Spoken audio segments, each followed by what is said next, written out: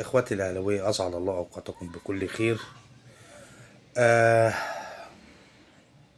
من امبارح في غليان وفي تحديد، يعني بعد انتهاء ماتش الاهلي والزمالك اللي انتهت بالتعادل 1-1. في كده غليان جماهير النادي الاهلي كله بلسان واحد ومطلب واحد: لازم كولر يمشي. وانا معاهم، وقولا واحدا لازم كولر يمشي، مفيش فيها تاني. احنا كنا المفروض مشينا كولر ده اول لما خسرنا السوبر الافريقي، ادينا له مهله. خسرنا من باتشوكا، ان كان الماتش بتاعنا وادينا له مهله.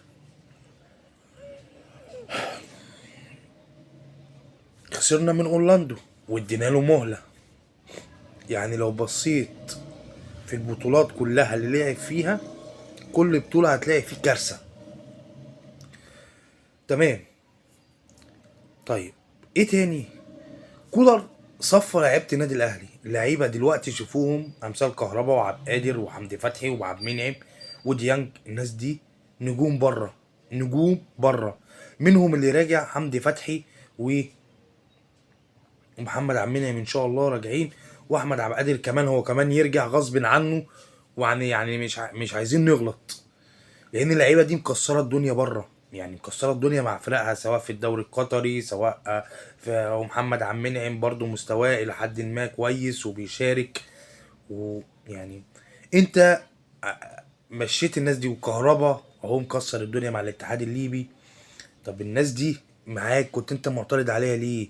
طب الفاشل ده هيطلع هيفشل بره، زي ما كان في مدربين بتيجي النادي الاهلي تقول لك لعيب فلاني تلاقيه حتى لو طلع بره، مشي من عندنا راح في اي حته تانية، تلاقيه عادي، اللي هو ده كان المدرب عنده حق. طيب تمام، قلت عايز صفقات. النادي الاهلي جاب لك صفقات الصفقات، جاب لك سكواد جامد جدا. انت فين من كل ده؟ انت فين؟ ايه العك اللي انت بتعمله؟ عك عك عك عك عك عك، مفيش يعني مفيش فنيات. انا مش انا عادي، انا عارف ان احنا ممكن نخسر، احنا ممكن في اي وقت نخسر نتعادل، بس احس ان الاهلي بيلعب كوره. احس ان احنا، يعني احنا في كوره مكسب وخساره والكلام ده كله، بس احس ان احنا في حاجات فنيه بتحصل في الملعب. احس ان في لعيبه بتأدي واجبات بس الحظ معاند معاها الفرقه. لكن انا يعني انا مش بحسك كده. انا مش جايبك عشان تكسب لي الاسماعيلي زي ما قلت، ولا تكسب لي حرس الحدود، ولا تكسب لي. كل مع احترامي للفرقه دي كلها، كل الفرقه دي عيانه بالنسبه لنا. احنا اجمد سكواد في مصر. انت بيراميدز كان مطرود منه، يعني كان مطرود منه واحد، معرفتش تكسبه. رجعت بالعافيه، كنت خسران اتنين وبعد كده تعادلت 2-2. ويا فرحتي. انت فين من الكلام ده؟ الاهلي محتاج مدرب، الاهلي محتاج مدرب بثقافه جديده، بفنيات جديده، بكره جديده. احنا اسكوادنا حلو، هجومنا حلو. انت تتفاجئ دلوقتي بيقول لك علي معلول اتصاب تاني، طاهر محمد طاهر اتصاب تاني. هو في ايه يا جدعان؟ هو في ايه؟ انتوا ايه بتشقون في التمرين؟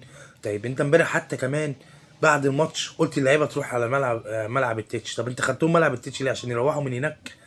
انت في حاجات بتعملها مش مفهومه، في حاجات غلط. ليه الاداره ساكته عليك كل ده؟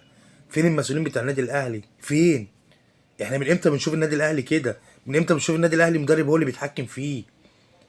يا عم غوروه يمشي. انا اول واحد بقول لك قولا واحدا: كولر يمشي. كولر لا يصلح للنادي الاهلي. النادي الاهلي بقى كبير عليه. النادي الاهلي بقى كبير على كولر.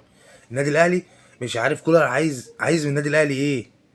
استقرار، في استقرار، فلوسك وبتاخدها، لعيبه وجاي لك جهاز فني 10/10، انت اللي مختاره، مترجم انت اللي مختاره، مدير كرة. نعمل لك ايه تاني يا عم؟ نعمل لك ايه تاني؟ يعني احنا المطلوب كاهلاويه نعمل ايه؟ او مجلس ادارتنا يعمل ايه؟ ما هو وفر لك كل حاجه، وفر لك لبن العصفور، وفر لك الاستقرار. اي مدرب بيجي مع النادي الأهلي يتمنى يدرب النادي الاهلي، يتمنى يدرب النادي الاهلي.